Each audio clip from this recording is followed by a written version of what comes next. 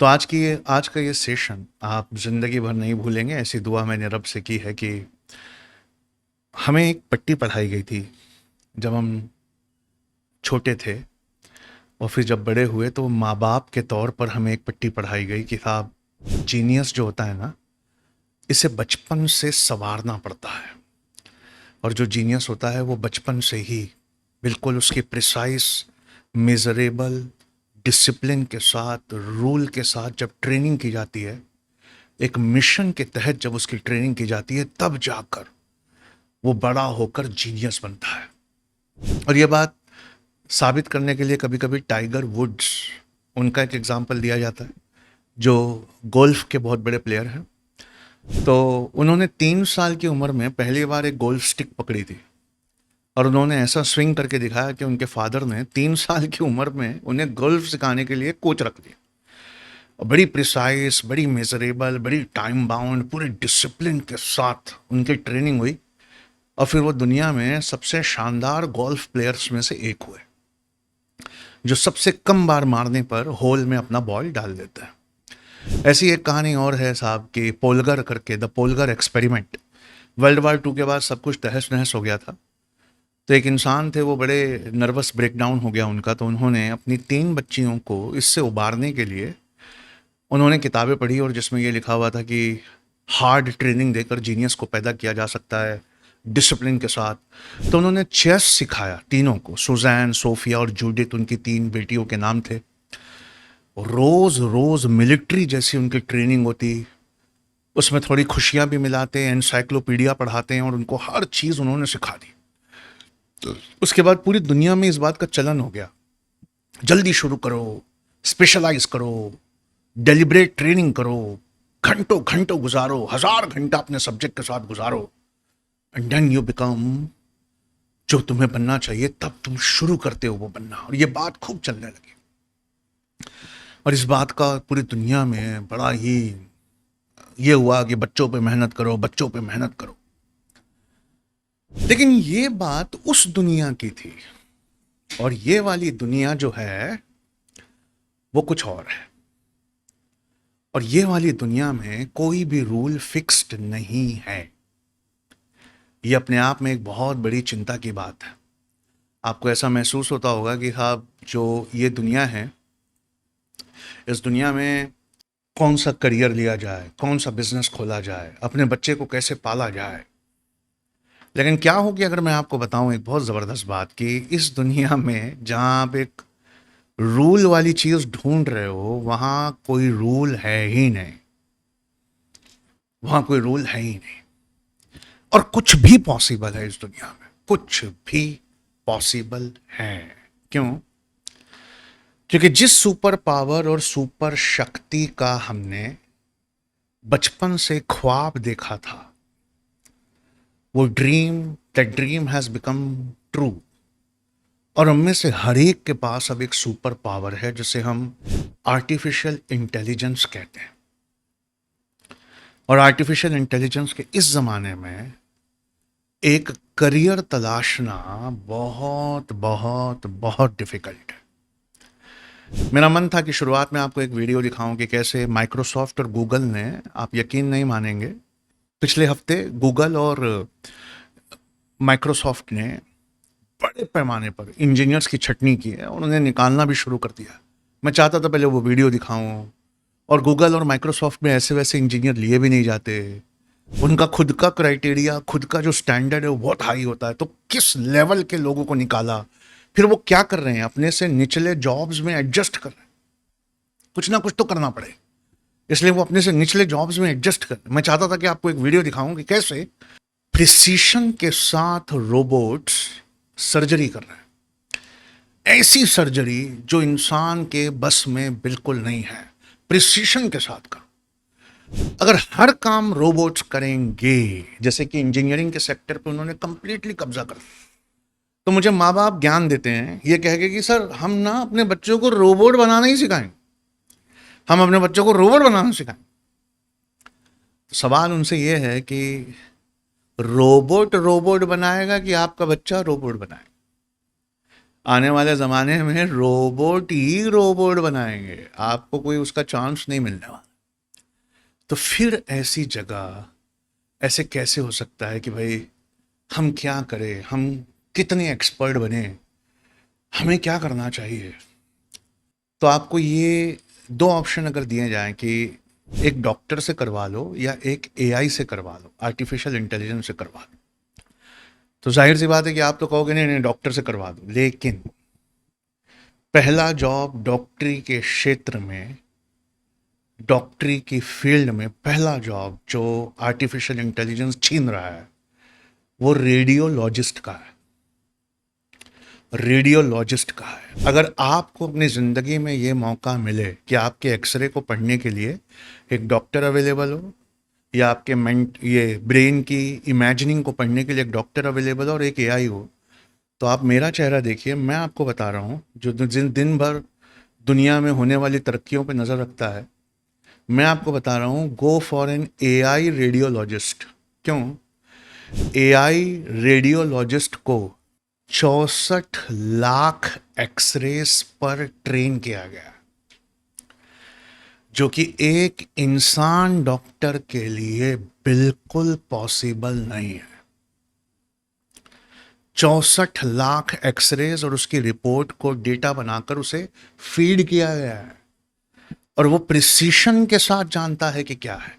जबकि हमारा रेडियोलॉजिस्ट भी बहुत अच्छा है, आई एम नॉट, अब इसमें आप ये मत सोचना कि मैं इंसान को छोटा कर रहा हूँ, उल्टा है। आज की पूरी क्लास ये है कि ऐसे में इंसान क्या करे, इंसान क्या करे वो रास्ता दिखाने की, लेकिन अभी मैं सवाल उठा रहा हूं।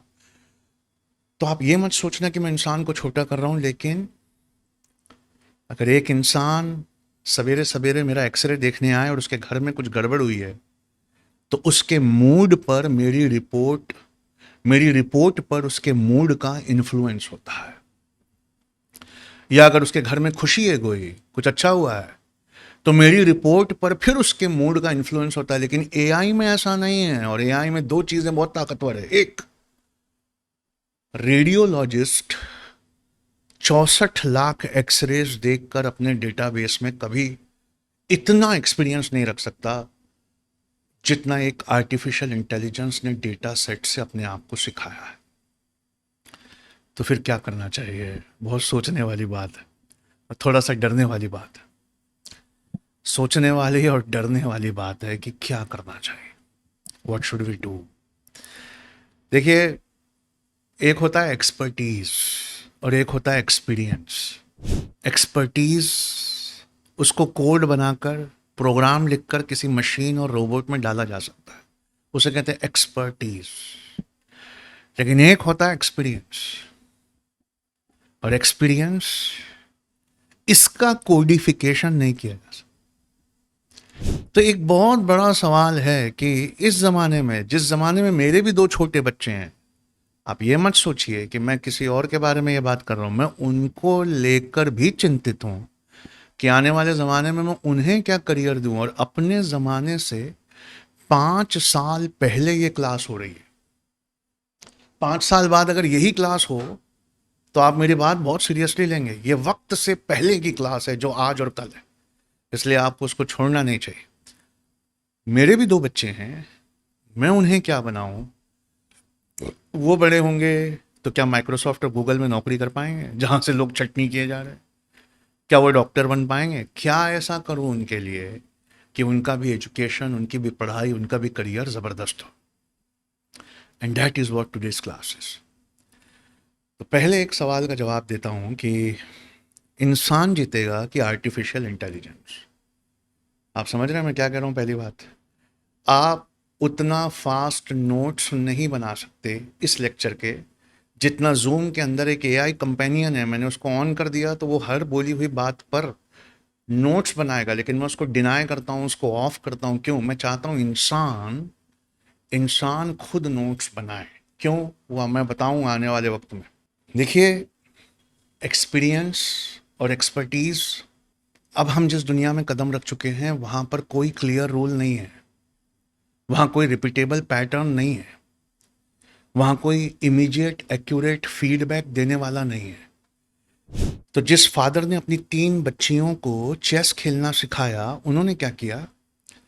चेस के पीसेस के जितने कॉम्बिनेशन हो सकते थे उतने कॉम्बिनेशन बनाकर उनकी फोटोजेनिक मेमोरी में उसको डालकर तुरंत बताया कि इस सिचुएशन में ये चाल चलने से तुम जीत जाओ। तो मिसाल के तौर पे घोड़ा, उन्होंने घोड़ा जो होता है चेस में हॉर्स, उसको हर पीस पे रखा और हर कॉम्बिनेशन के साथ रखा और हर कॉम्बिनेशन की फोटो उनके दिमाग में बिठाई और अगली चाल की फोटो दिमाग में बिठाई। तो चेस पे फाइनाइट नंबर ऑफ कॉम्बिनेशंस में आप चीज़ों को रख सकते हैं, याद कर सकते हैं। उन बच्चियों को 8 से 16 साल लग गए, उन्होंने हर तरह का कॉम्बिनेशन याद कर लिया और तुरंत वो फोटो से मैच करते ही अगली चाल चल देती, तुरंत चल देती। जैसे मैंने आपको दिखाया था एक दिन एक वीडियो में कि तुरंत वो चालें चल देती कि हाँ अच्छा इसमें तो ये, अच्छा इसमें तो ये, अरे इसमें तो ये। लेकिन उस दुनिया में क्या करें जहां पर कितने कॉम्बिनेशन हो सकते हैं, कितने कॉम्बिनेशन हो सकते हैं, उसका कोई हिसाब ही नहीं है। चेस के कोई क्लियर रूल्स ही नहीं है, वहां रिपीटेबल पैटर्न ही नहीं है, समझ में ही नहीं आता ये पैटर्न क्या है, कोई फीडबैक देने वाला ही नहीं है। वहां क्या करें जहां रूल्स फिक्स ना हो, बहुत सारी बातें हो, डिलेड या मिसलीडिंग फीडबैक हो, पैटर्न रिपीट ही ना हो रहे। मेरा बच्चा पढ़ने में होशियार है, नीट करेगा, डॉक्टर बनेगा, पर डॉक्टरी के पैटर्न बदल रहे हैं। रेडियोलॉजिस्ट होना बहुत बड़ी बात थी। एक रेडियोलॉजिस्ट 2.25 से 3 लाख रुपया कमाता था महीने का, एवरेज बता रहा हूं मैं। लेकिन अब रेडियोलॉजिस्ट की जगह एआई आया है, तो मेरे बच्चे का एक्सपर्टीज क्या उसको काम गारंटी करेगा? उल्टा है। और एक बात बता रहा हूं बहुत काम की, पहले सुन लो, सवाल उठा रहा हूं फिर जवाब दूंगा। जो लोग एक्सपीरियंस्ड होते हैं ना, आप लिख लेना एक्सपीरियंस्ड, फिर एरो निकाल के लिख लेना, ओवर कॉन्फिडेंट होते हैं। जो लोग एक्सपीरियंस होते हैं ना, ओवर कॉन्फिडेंट होते हैं, पूरा सुनते भी नहीं सवाल, ओवर कॉन्फिडेंट होते हैं, बड़बोले होते हैं। लाइफ में अगर कुछ अचीव कर लिया ना, तो पेशेंट को उतना देखना नहीं पसंद करते जितना अपनी स्टोरी सुनाना पसंद करते। किसी एक्सपर्ट डॉक्टर के पास जाकर देखिए, वो अपने बचपन की कहानियां निकालता है। अरे हम तो जब छोड़े थे ना, मैं क्या बताऊं, अरे भाई देख ले यार बुखार है मुझे, हाँ अरे ये कुछ नहीं है, ओवर कॉन्फिडेंट, ये कुछ नहीं है, अरे ये दवा से ठीक हो जाएगा, अरे बैठो यार बैठो, बात सुनो मैं तुम्हें बताऊं। वो ओवर कॉन्फिडेंट होते हैं, वो मिस्टेक्स करते हैं, वो डायग्नोस करने के वक्त पेशेंट को अपनी कहानियों में खोए रहते हैं। इसलिए एआई पे धीरे धीरे लोग भरोसा करना बढ़ा देंगे, तो फिर क्या होगा? तो अब मेरा एक सवाल है बहुत अच्छा कि ठीक है भाई, बात समझ में आ गई, सॉल्यूशन क्या है? तो पहला सॉल्यूशन बता रहा हूं कि एआई जीतेगा कि इंसान जीतेगा? एआई जीतेगा कि जवाब? अगले कुछ साल एआई जीतेगा कि इंसान? इसका जवाब अगले कुछ साल वो इंसान जीतेगा जो एआई का इस्तेमाल करेगा। मतलब मैं उस डॉक्टर के पास जाना चाहूंगा जो अपना एक्सपर्ट भी लगाए, अपना एक्सपर्टीज भी लगाए, अपना एक्सपीरियंस भी लगाए और क्रॉस रेफरेंस और क्रॉस चेकिंग के लिए एआई से भी मेरा एक्सरे और एमआरआई दिखवाए। लेट माई इमेजिंग एमआरआई, मेरी जो इमेजिंग है, मेरा एक्सरे जो है, वो एआई पहले बता दे, उसके बाद डॉक्टर साहब बैठ कर देखे। अगले कुछ साल तो वो जीतेगा। इवेंचुअली क्या होगा मैं जवाब जानता हूं, लेकिन मैं बताने में डर रहा हूं। क्यों? उससे हिम्मतें टूटती हैं। सही मौका आएगा तो जोश में वो बता भी दूंगा कि आखिरी में क्या होगा, लेकिन अभी तो कुछ साल वो इंसान जीतेगा जो एआई का बेहतरीन इस्तेमाल करता है। सही है? अब मैं आपके समाज में होने वाला पहला चेंज दिखा रहा हूं। आजकल जितने ग्रुप्स में मैं हूं और व्हाट्सएप ग्रुप्स में थे और उनकी बातों में कोई गहराई नहीं होती थी कभी, जिनको कुछ नहीं आता, आजकल वो फसीह इंग्लिश में गहरा फिलोसॉफिकल मैसेज व्हाट्सएप पे करते हैं। And I am surprise like hell. अरे बाप रे, ये क्या है, ये क्या है, इतना गहरा मैसेज, इतनी फसीह इंग्लिश। मालूम है वो क्या करते हैं? लोगों की नज़रों में इज्जत कमाने के लिए जो मैसेज उनको लिखना है, वो टूटा फूटा मैसेज पहले वो चैट जीपीटी को देते हैं और कहते हैं इसको सवार दे और ऐसा बना दे बहुत डीप, और उसमें कुछ ऐसा डाल दे कि लोग मेरी तारीफ करें, और फिर वहाँ से कॉपी करके यहाँ पेस्ट कर दे। यानी आने वाले ज़माने में जो ये लोग कर रहे हैं, क्या कर रहे हैं? अपनी बातें ना जिसमें कोई गहराई है, ना कोई समझ है, ना उसमें ग्रामर है, ना कोई लिटरेचर है, लेकिन एआई की मदद से उसको सवार कर जब डाल रहे हैं तो पढ़ने वाले सब हिल जा रहे हैं कि ये क्या लिख दिया। अगले कुछ साल तो ऐसे इंसान ही जीतेंगे। लेकिन हम अपने बच्चों को कैसे पढ़ाएं? क्यों? बात 5-10 साल की नहीं है। मेरा बच्चा बड़ा वाला 14 से 15 साल बाद जॉब मार्केट में निकलेगा, और मेरी क्लास में जो मेरे बच्चे बैठे हैं वो इतने छोटे हैं कि आज से 20 साल बाद वो जॉब मार्केट में निकलेंगे। और ये जो बच्चे हैं आज 5 साल की उम्र के, 7 साल की उम्र में, इनकी जिंदगी की मैं पहली आपको सच्चाई बताने जा रहा हूं। ये जो छोटे छोटे नन्हे नन्हे हैं, जब बोलते हैं तो कलियां खिल जाती हैं, फूल मुस्कुराने लगते हैं, इनकी आवाज में इतना जादू होता है, क्वेश्चन आंसर में हमने सुना है। इनमें से किसी एक को भी ड्राइविंग लाइसेंस नहीं मिलेगा, क्योंकि जब तक ये बड़े होंगे इंसान गाड़ी नहीं चलाते होंगे। सिर्फ 11-12 साल की बात है, इंसान गाड़ी नहीं चलाएंगे साहब। It will be driven by AI, और स्पीड में, और बिना ट्रैफिक जाम के, और जूम जूम जूम गाड़ियों की आवाज आएगी एंड टू अवर डेस्टिनेशन। हम जैसी कार में बैठेंगे वो कहेंगे सर आज आप क्या पढ़ना चाहेंगे? सुबह सुबह अखबार पढ़ना चाहेंगे कि वो किताब जो कल लौटते समय आपने पेज नंबर 253 पे छोड़ी थी, क्या मैं उसी को वापस चालू कर दूं? इमेजिन। मेरा यूट्यूब आज ये करता है, वो पॉडकास्ट जिसको मैंने लास्ट देखा था रात को, सवेरे सजेस्ट करता है, मैं मना कर देता हूं, फिर अगले दिन रात को लगाता हूं तो वो पैटर्न पिक कर लेता है। अब मुझे बचा हुआ पॉडकास्ट वो रात को सोने से पहले ही दिखाता है। मेरी गाड़ी कहेंगे सर 9:30 बज रहा है, तो मुझे उम्मीद है कि आप अपने ऑफिस की तरफ जाना चाहेंगे क्योंकि 10:30 की क्लास है। क्या मैं गाड़ी उसी तरफ मोड़ लूं या कोई और? नहीं, उसी तरफ मोड़। हम जूते की लेस बांधने बैठेंगे तो दरवाजा हमसे पूछेगा, दरवाजा ऐसा दरवाजा आपको बनाना चाहिए, ये बहुत बड़ी अपॉर्चुनिटी है। दरवाजा आपसे पूछेगा सर आज आप कहां जाएंगे, क्या मैं आपके लिए उबर बुक करूं कि आपके ड्राइवर को इतला कर दूं? तो मैं उससे कहूंगा कि नहीं, ड्राइवर को भी मत बुलाओ और उबर भी मत बोलो, आज मैं खुद चलाऊं। इस तरह के वर्ल्ड में हम जाने, और इस तरह के वर्ल्ड में कोई भी रूल फिक्स नहीं है। आप क्या बन जाओगे? आप ड्राइवर नहीं बन सकते। इंडिया 4th लार्जेस्ट जीडीपी बना है दुनिया का, जापान को डिस्प्लेस करके। भाई साहब किस तरह की जीडीपी में हम हैं कि यहां पर आधे हमारा जो वर्क फोर्स है वो मिंत्रा अमेजन के डिलीवरी बॉय बन के रह गए। ये डिलीवरी बॉय की इकोनॉमी, हम विश्व गुरु। छोड़ो ना यार, ये उस तरफ नहीं जाना, टाइम खराब होगा, हमारे वक्त एक एक लम्हा कीमती होता है। ये डिलीवरी की नौकरी भी आपसे छीनने वाले ड्रोन्स। आपका सामान आपके घर पहुंच जाएगा क्विकेस्ट, बस ये आपने ऑर्डर किया वहां पहुंच गया। जब वहां पहुंचेगा, आज 8 मिनट से 12 मिनट लगते हैं, तो आपके घर के पास वाली किराने की दुकान बंद हो रही है। जब ड्रोन आकर देगा फिर क्या होगा? ऐसे माहौल में क्या पढ़ना चाहिए और कौन सा करियर बनाना चाहिए? When the rules are not fixed, what should we do? तो पहले तो डॉक्टर साहब का दिल जोड़ता हूं, क्योंकि इतने एक्सपर्ट डॉक्टर हैं बहुत सारे जो हमारे पास हैं, और आपने तो सर डॉक्टरी को ही उठा के डिस्क्रेडिट कर दिया। ऐसा कुछ नहीं किया मैंने एक सिनारियो दिखाया। लेकिन मैं डॉक्टर को बताता हूं क्या, सुनना है, बहुत अच्छी चीज।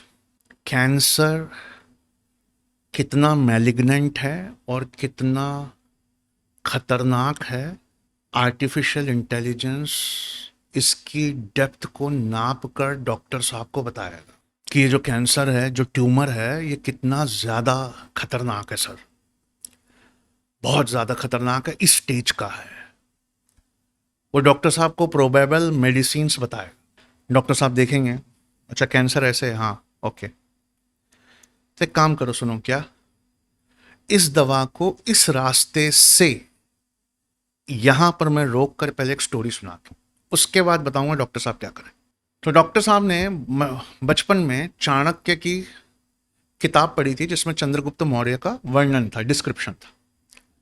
तो चंद्रगुप्त मौर्य क्या करते हैं, मगध पे हमला करके उसको जीतना चाहते हैं। और मगध एक बहुत पावरफुल किंगडम होता है, बहुत powerful kingdom. Nandas, the great Nandas richest होते हैं, वो हारते नहीं है। तो एक बार, दो बार, तीन बार, चार बार मौर्यास, चंद्रगुप्त मौर्य हमला करते हैं, कहीं से भी वो नहीं जीत पाते। तो चाणक्य ने लिखा कि एक बच्चे को मां गरम गरम रोटी दे रही थी, तो बच्चे ने जैसे ही रोटी को छुआ जोर से चिल्लाया, आह! मां ने चम्मच से बच्चे को मार के कहा, तेरा कंडक्ट तो बिल्कुल चंद्रगुप्त मौर्य जैसा है, वो भी वहां हमला करता है जहां सबसे ज्यादा ताकत है। अरे किनारे से रोटी तोड़ा कर, बीच में हाथ मत लगाया कर, हाथ जल जाएगा। किनारे से रोटी तोड़ो। चंद्रगुप्त मौर्य आज मेरे पास होता तो मैं उसको भी ये कहती, बाहर से हमला करो, सीधा अंदर मत आओ।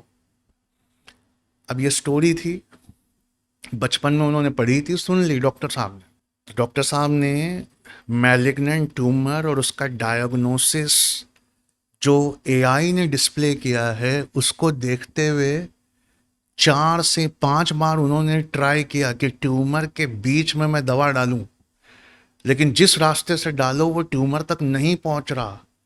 तो डॉक्टर साहब ने फिर मन बना लिया कि एक काम करो यार, मगध की तरह इस ट्यूमर के किनारे के एरियाज में पहले बढ़ोतरी को रोकते हैं, उसे कमज़ोर करते हैं, उसके बाद कोई तरीका निकालते हैं बीच में हमला करने का।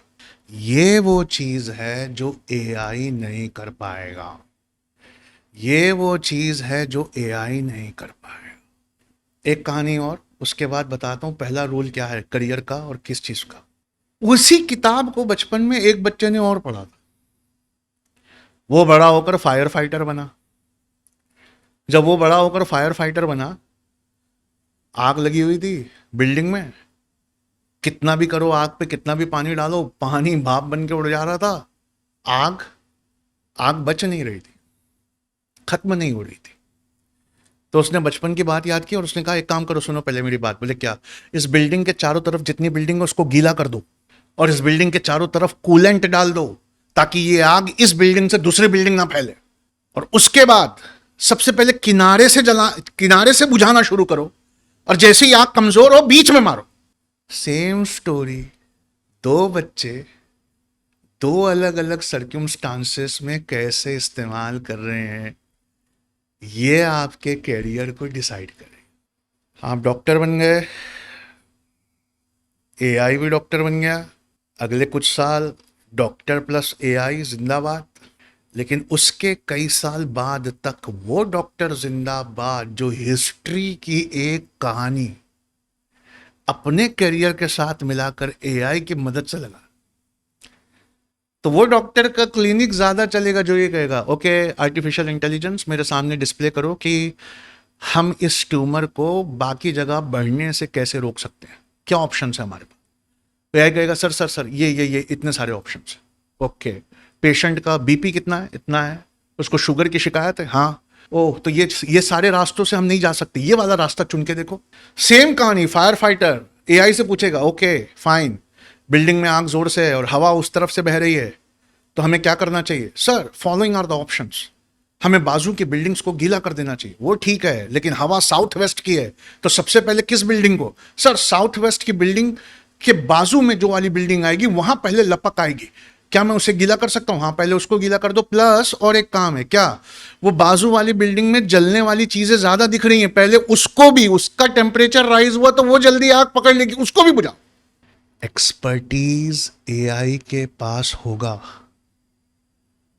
आपसे वो बस एक्सपीरियंस चाहेगा, और एक्सपीरियंस उसके पास होगा जिसे नई नई चीजें करके सीखने की आदत होगी, या कम से कम 30 पेज नॉलेज के हर रोज पढ़ने की आदत होगी।